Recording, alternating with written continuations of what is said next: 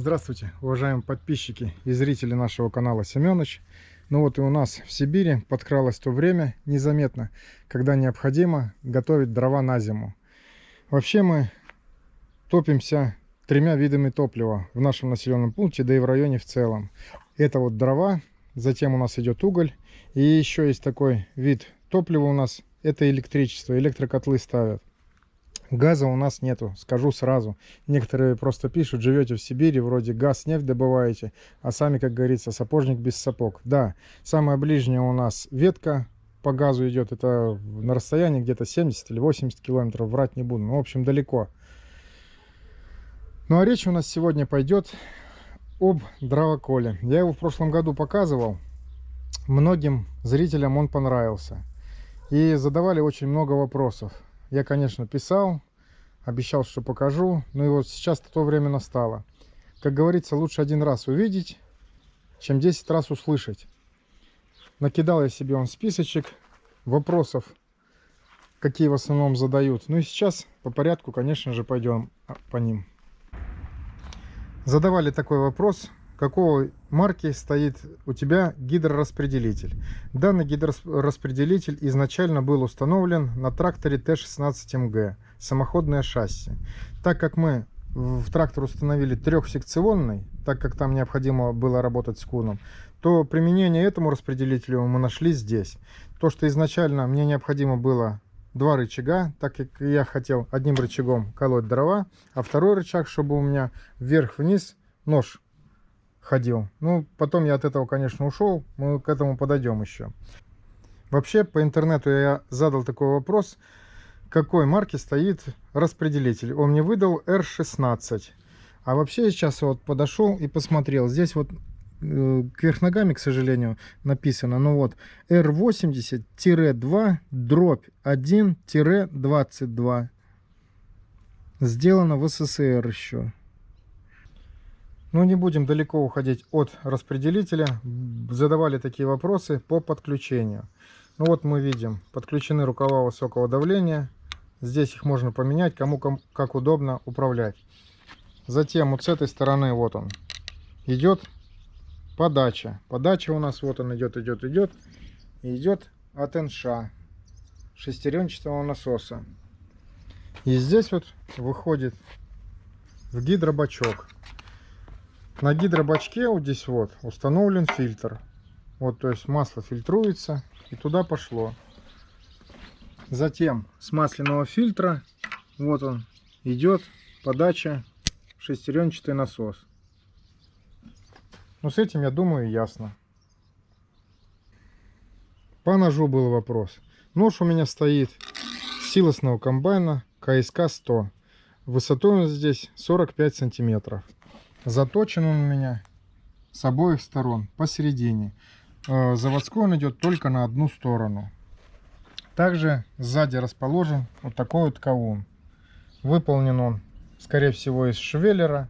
Вот так вот сделано. Ну, здесь можно сделать и из этих уголков. Но его желательно, вот этот каун, сделать где-то примерно сантиметров через 5 после ножей. Но я изначально, когда делал его, я хотел сделать, чтобы у меня этот нож ходил.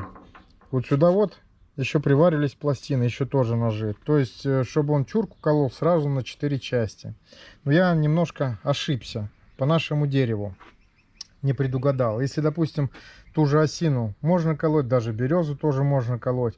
Но основная масса у нас идет это витые чурки, потом сучковатые. Они, в общем, это геморройно, с моей точки зрения. И здесь их необходимо было укреплять ого-го как. То есть бы их ломало просто-напросто.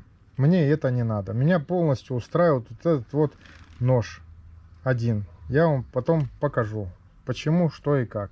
Мне торопиться, во-первых, некуда по колке дров. Это может быть, пишут, кто заготавливает дровами и тому подобное. Мне необходимо вот такие вот 4 тележки за год приготовить. 2 родителям, 2 мне. Все. Больше я дрова не колю. Данный дровокол у нас стоит. Еще был вопрос по приводу. Привод у меня, как видите, электрический. Установлен электродвигатель. на 380. Стоит 4 киловатта на 1000 оборотов. Здесь вот на табличке изначально было показано, но как-то она у меня выцвела. Камера вряд ли передаст. Здесь вот немножко так видать, и все. До этого я ставил тоже на 4 киловатта, но на 1500 оборотов. Подключен у меня на 380, не на 220. До этого у меня был на 1500 оборотов. У меня то есть что происходило? Чурку ставил я вот сюда вот, допустим, она до ножа доходила, и дальше гидроцилиндр не давил ее, не хватало у него мощи. Ну, как выяснилось вроде бы как потом, что в насосе в НШ масло пенилось, и тем самым, ну, не работало в общем. Поставил на 1000 оборотов, все, до сих пор работает. Но электричество 380 не у каждого есть возможность подцепить. Некоторые делают, допустим, те же лифановские двигатели. Там уже они либо на шкивах делают ременную передачу, либо через редуктор. То есть здесь кто на что гораст, кому что как надо, как выгодно, как удобно. Мне вот, допустим, удобно так, чтобы была тишина. Был еще такой вопрос, почему он у тебя такой большой? Ну, в смысле большой? Ничего он не большой. Все, как говорится, по-своему. Нигде он мне не мешает. Летом он у меня здесь живет, на улице. На зиму я его вот в этот ангарчик ставлю. Как говорится, есть пить не просит, сильно места много не занимает. Ну и сейчас давайте по-быстреньку пробежимся по размерам. Выполнен он у меня из двух швеллеров. Швеллер один 5,5, размер 55 на 12. Два штуки. Расстояние вот это вот между ними ровно ширина ножа. Нож, то есть, свободно проходил, но я его здесь приварил. Длина его в целом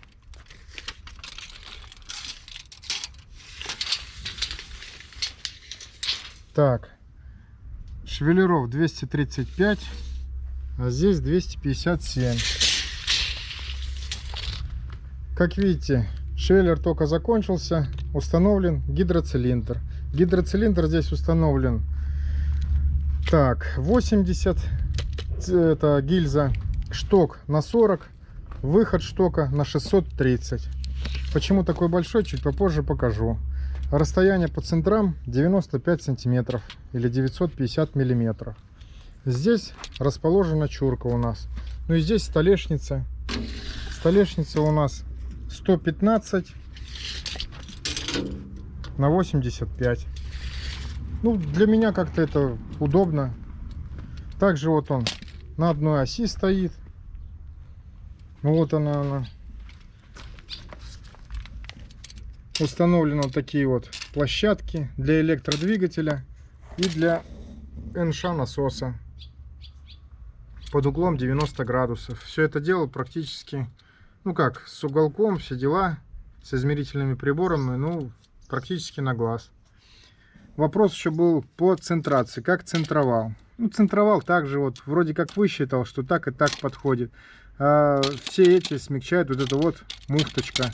Это от любого автомобиля классики. Резиновая муфта. Так, толкающее устройство. 22 сантиметра. Вот 22 на 19.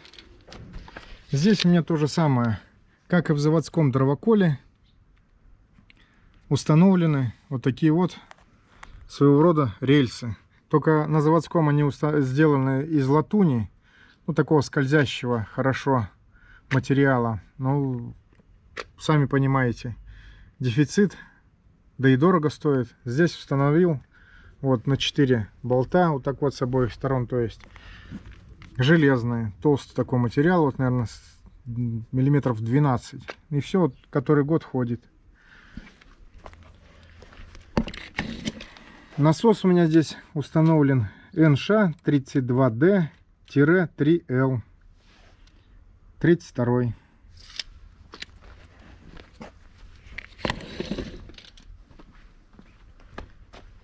И пусковое устройство установлено.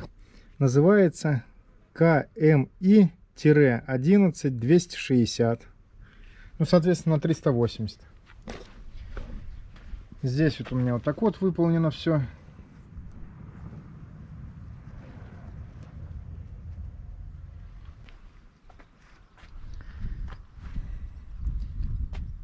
Задавали еще такой вопрос по производительности. Но производительность зависит от многих факторов. Это какой стоит гидроцилиндр, какой стоит насос. Но в данном случае вот такой вот насос установлен НШ-32, ну и такой вот гидроцилиндр. В таком сочетании они работают на многих техниках. На том же Куне, как на МТЗ, так и на Т-40, так и на ЮМЗ. Поэтому здесь рассчитывайте сами. Меня здесь все полностью устраивает. Если мне необходимо будет увеличить производительность, я могу поставить сюда 46-й, может быть, на 48-й или 50-й. Но мне это не надо. Это быстрее все дело начнется. Меня так все устраивает. Мне, как я еще уже сказал, торопиться абсолютно некуда. По мощности цилиндра задавали вопрос. Какая мощность в этом цилиндре? Я, честно говоря, даже не знал, даже не интересовался. Но дает он абсолютно все чурки.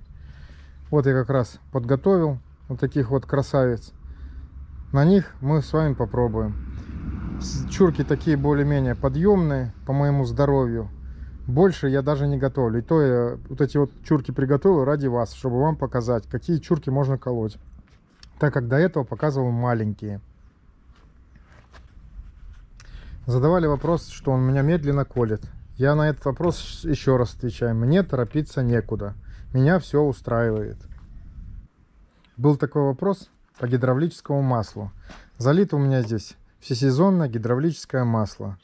Ну, нагревается она, может, чуть теплее парного молока. А так вообще я его не трогаю. Ну, работает дровокол и работает безотказно. Может, здесь хорошо обдувается, или может так железо не передает. Ну, в общем, кипятка нету. Кипяток бы, если был бы, он у меня не колол, наверное. И самым распространенным вопросом был, это мне зрители советовали переделать вот этот вот рычаг из ручного управления в ножное. Тем самым у меня будут обе руки заняты чуркой. Ну, сразу же скажу, что я не приверженец этого. Здесь как-никак колешь стоишь, когда все равно то на одну ногу обопрешься, то на вторую. Здесь же, когда будешь колоть, у тебя весь упор будет на одну ногу. И то есть она тем самым будет очень сильно уставать. Ну а здесь это во-первых. Ну а во-вторых, допустим, всякое может быть рефлекторно, это не рефлекторно, но может нога чисто случайно сработать или еще что-либо там произойти. В общем, я так переделывать не хочу. Кто хочет, пожалуйста, переделывайте. Также еще вопрос задавали по колке дров. Почему ты их так мелко колешь? Ну я вообще их колю у себя дома на 3 вида. Вот это вот мы раскололи на мелкие части. То есть вот эти вот дрова нам необходимо. В печку мы закладываем и на них потом засыпаем уголь. Это чтобы для растопки отопительной печи, для угля, чтобы разжечь уголь. Затем, когда в Сибирь приходят морозы там под 30, под 40 градусов, когда уголь прогорает, многие, допустим, засыпают, добавляют еще угля. Ну а я этого не делаю, я просто, допустим, чурку беру и покрупнее колю. Я просто подкидываю уже крупные дрова, они тем самым начинают тлеть. Но эти чурки я в основном готовлю ближе к осени, чтобы они не сильно успели высохнуть. И они, то есть, всю ночь практически тлеют, тем самым дают тепло. Также мы еще колем вот такие вот чурки. Они длиной у нас должны быть 60 с лишним сантиметров. Да, вот 62 сантиметра. Такие дрова у нас идут у меня в отопительную баню и в гараж. Я их тоже колю покрупнее. И у меня там печь сделана побольше, подлиннее. Ну а сейчас покажу, как вот с такими вот чурочками. Что это, 42. Тоже, наверное, такая же, да, 42. 40. Вот это, наверное, побольше. Почти 47. Так вот, наверное, поменьше. Но зато она вот ветвистая какая. Сейчас покажу, как этот вот дровокол справляется с этими чурочками. Ну а сейчас покажу вам работу данного дровокола. Начнем мы с чурочки для бани. Вот. С другой стороны, зачем такую тяжесть поднимать? Готовить дрова такие. Включаем. Ну и вперед.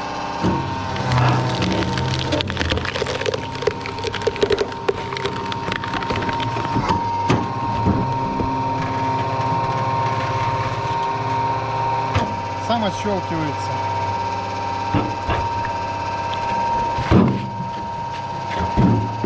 Очень удобно на данной столешнице.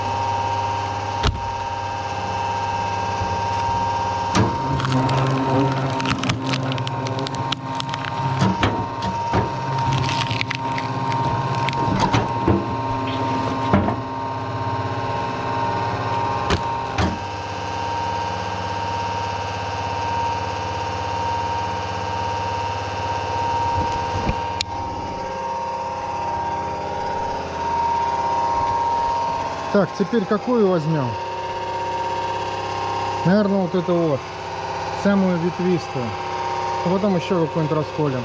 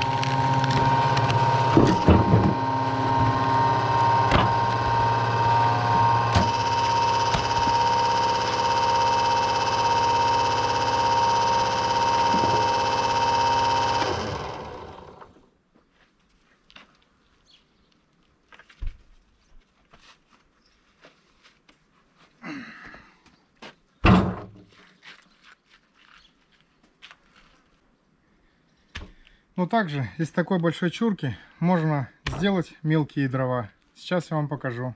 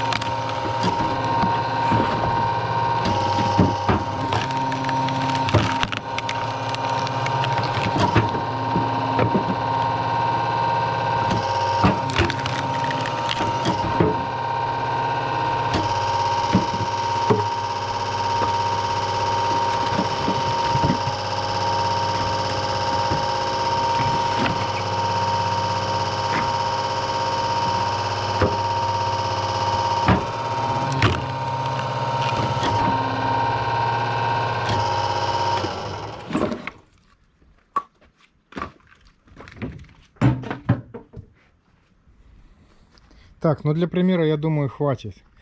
Вроде бы все по дровоколу рассказал, все показал. Работает как тоже показал. Ну и все, наверное, на этом. С моей точки зрения, еще раз говорю, с моей, гидравлический дровокол, он является самым безопасным. Это говорю еще с моей точки зрения. То есть, это о чем говорит? Когда ты ему дал команду, когда сам решился, тогда ты пустил, начал колоть. вот этим вот рычагом, вместо тех же рычажных, которые рычагом постоянно надо, то есть успеть где-то что-то как-то и тому подобное. Ну, с моей точки зрения, это небезопасно. Но опять-таки же, каждый кулик валит свое болото, так и я. Но результат, как говорится, налицо. Меня он полностью всем устраивает на протяжении всех лет. В общем, пишите комментарии, задавайте вопросы. Спасибо всем, кто смотрел. Подписывайтесь на канал. Дальше будет много интересного и много нового. Ну и всем всего доброго. До новых встреч.